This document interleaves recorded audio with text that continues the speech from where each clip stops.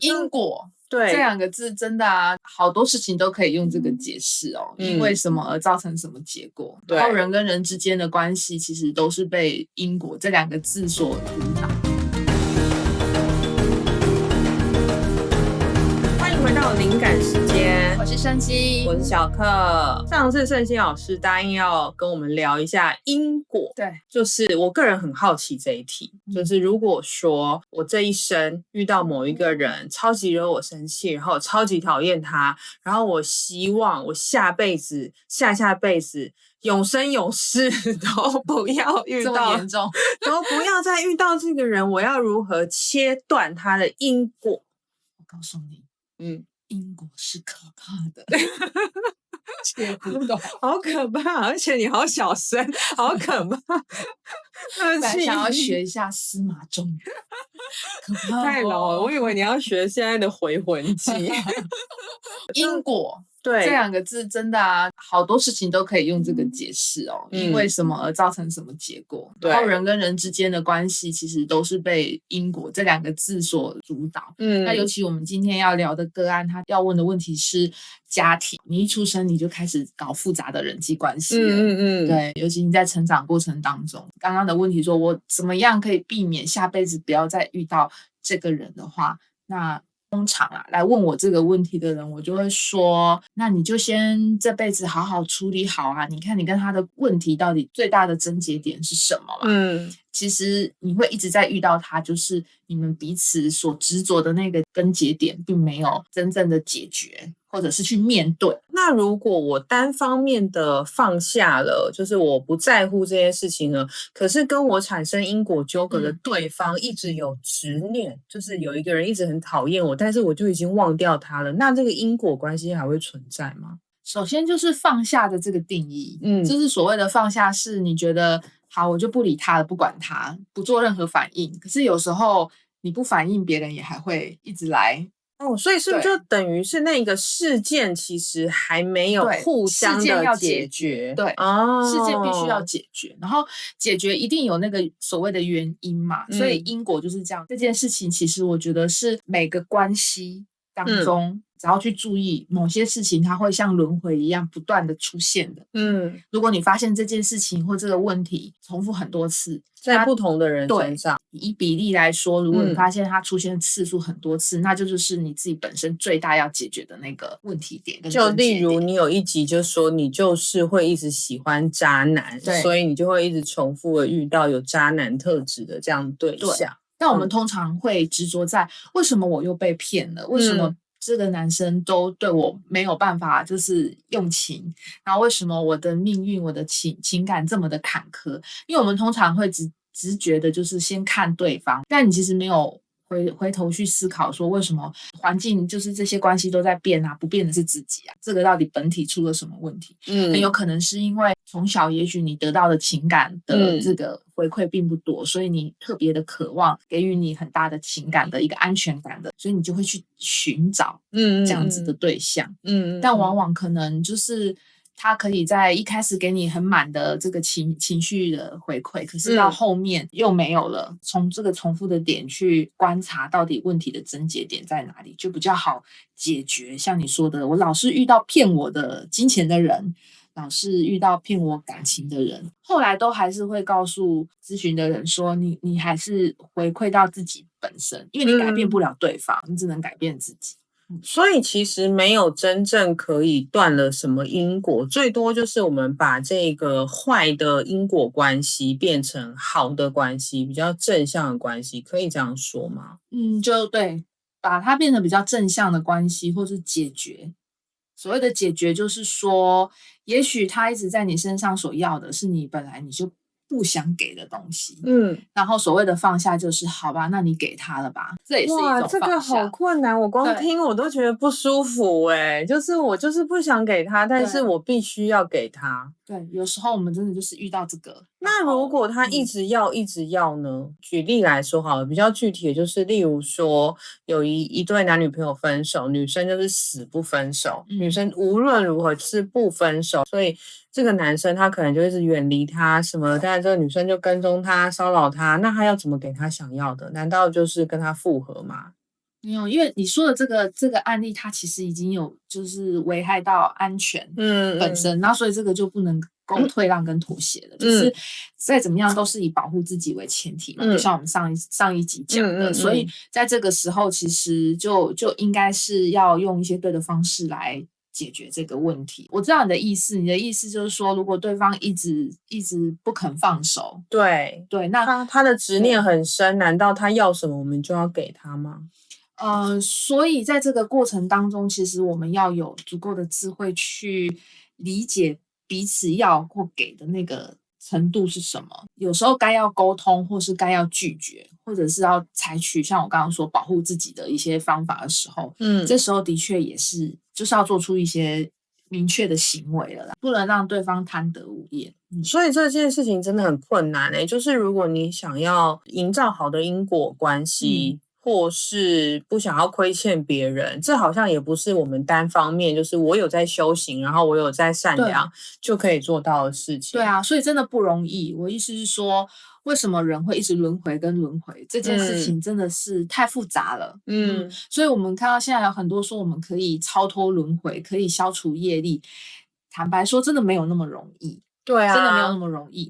我举一个最简单的例子啊，就算是说好，你今天就是出家了，抛弃红尘俗世，然后躲到山上去一个人苦行修行，你还有担心你的父母跟家人吧？对，或是不同意你这样子做，不同意就是你断了关系的小学同学、大学同学，这些也都还是因果，对，对不对？所以真的。没有那么容易，对，也没有唯一的一种解决方法，所以我常常说，有一些人他来找我说，他觉得他的父母也大概都不理他了，然后他兄弟姐妹跟他关系很淡薄，他身边也好像没有什么很情感上很牵绊的人，反而会说，恭喜你，为什么？因为其实在你身边跟人之间的关系这件事情，它已经越来越淡薄了，差不多就是你的因果关系应该也处理的差不多了，没有让你太羁绊。牵绊的人，你如果可以走入修行的话，后来你就会回归到本我，对，照顾自己，做好自己，或是处理自己的事情就好了。那这些关系越来越淡薄，你就放下了，那你反而很好超脱这个轮回道。所以就是他的人际关系或者他的这些红尘俗事要处理的复杂度越低，或者越无聊，对。反而是越好的状态。像我也会常常跟我母亲说，因为她会觉得说，哇，她跟兄弟姐妹的关系真的越来越淡，但是她又很爱她的这些兄弟姐妹，但她的兄弟姐妹也不是不喜欢我妈妈，就是这些阿姨呀、舅舅，就是然后各过各的，也越离越远。那我就会劝我母亲说，我说这是一个好事，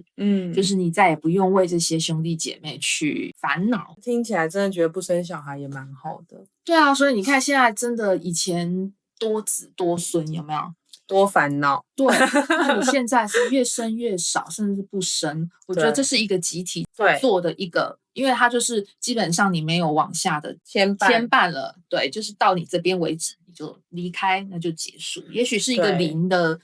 转换时期吧。对，我很同意耶，因为那个人类图的预言也在讲这件事情，就是接下来人口会变少，生育的这个成长比例也会减缓的原因，其实就是像你讲的，首先我们要先专注在既有灵魂的修行，然后提升自己的维度。有一些人会说什么扬升到其他维度或什么，但其实就是很简单，我们就是要进化了，因为像是我们上一集在讲到的善良啊，这一集的因果啊，我可以补充讲一个，就是我会比较正向的去处理这一些冲突或是被攻击的事情的原因，是因为其实人类图有个概念叫 We are one。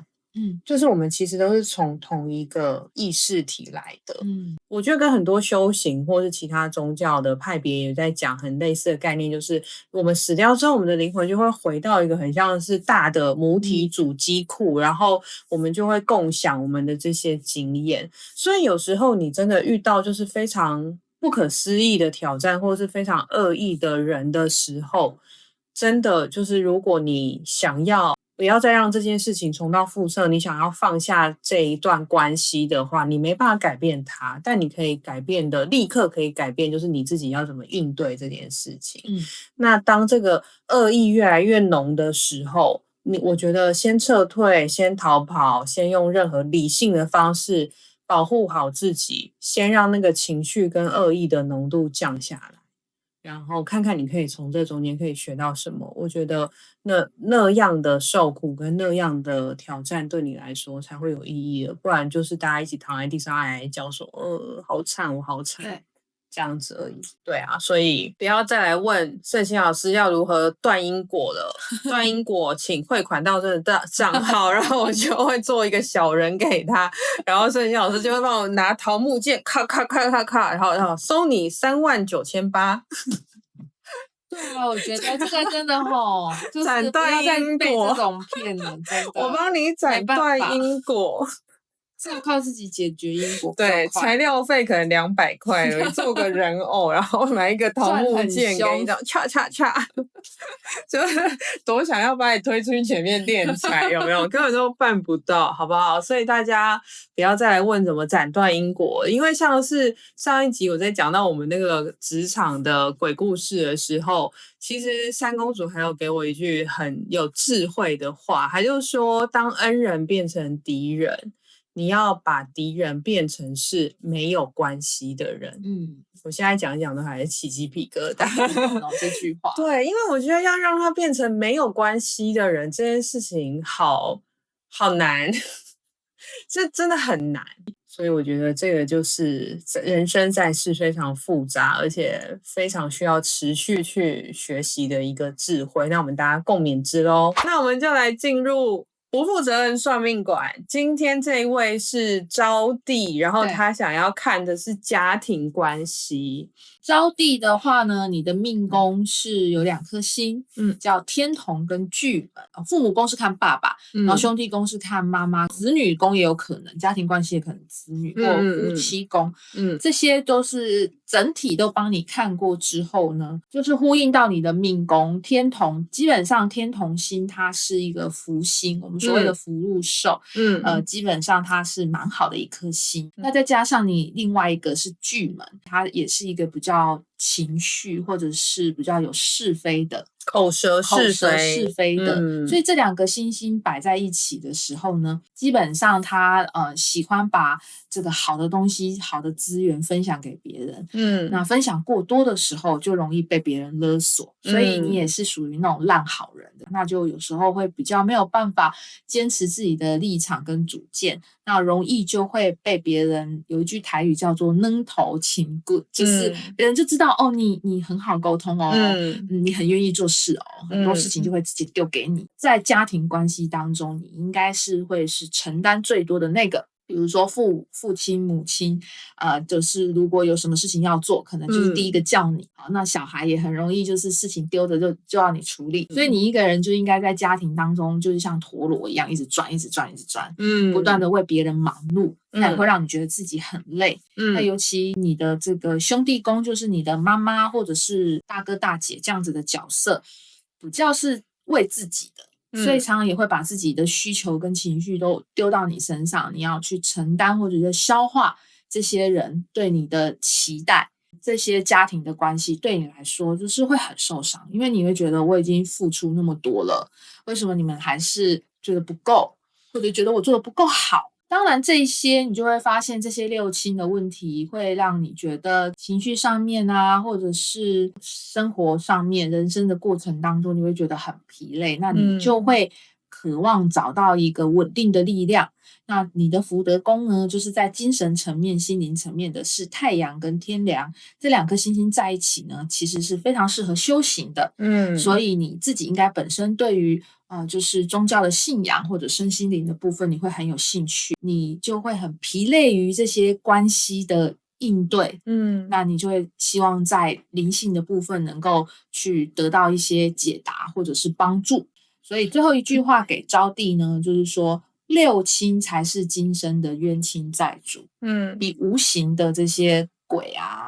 灵魂更需要被化解。所以其实总结来说，招娣的六亲关系的确是他这辈子的主要课题。对，所以这边反而是应该回头看看自己，就是说也许你要学习的是怎么样坚强的面对这些你不想承受的这些情绪或者是要求，那你怎么样在给与不给之间去学习找到一个平衡？好的，那我就来进行招娣的人类图解析。那招娣的人类图一样放在荧幕上，它跟我们上一集的阮先生前面几项都是一样的哦。他是荐股型的生产者，然后他的人生角色也是3-5。可是招娣的图很不一样，大家可以看到，就是招娣的整张图啊，只有3个能量中心是有颜色、有稳定运作的，其他都是开放的能量中心。这就呼应了刚刚盛行老师刚刚讲到，它是一个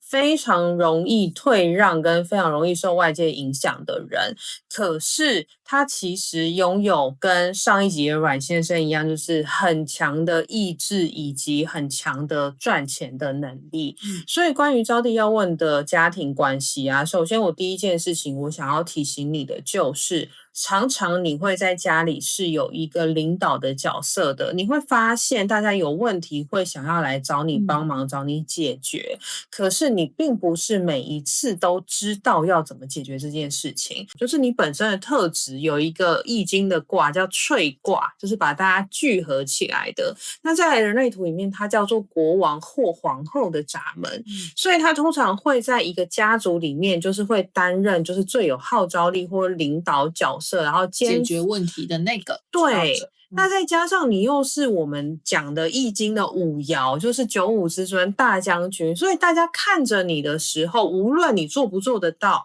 无论你想不想要出手帮忙，他们都会预设立场，就是你就是应该出来解决问题，你就是要负责任的那个人。再加上人生角色3-5哦，他们从出生那一刻起，因为他的5爻是落在他的身体意识，就是大家第一眼看到他的地方。人生角色3-5的小孩子一出生，大家就会欢天鼓舞的庆贺，爸爸妈妈就会觉得我生了一个好棒好棒的小孩。可是他们的头脑意识叫做劣势，劣势是在错误中尝试错误，然后不断的冒险，然后获得很强大的经验值跟荣誉伤疤之后，变成一个劣势的这样子冒险进取的个性。等到这个人生角色3-5的小孩长大的时候，他就会开始妈妈叫他不要做什么，他就偏要做。可是妈妈以为他生了一个大将军，很乖巧，很聪慧，知所进退。妈妈的那个形象幻灭，这时候妈妈就会常常觉得人生角色3-5的小孩很像恶魔。他们会有一个这个矛盾期，所以我相信招娣也是背负着一下就是家人对你的期望好高，然后一下又觉得你怎么那么自私啊，你怎么只顾着赚钱，你就只知道拿钱回来，你有关心过我们吗？对，那为什么我会讲这个例子呢？因为招娣你啊，爱人的方式或是你照顾家人的方式，你最优先也最知道怎么做的就是给他们需要的东西。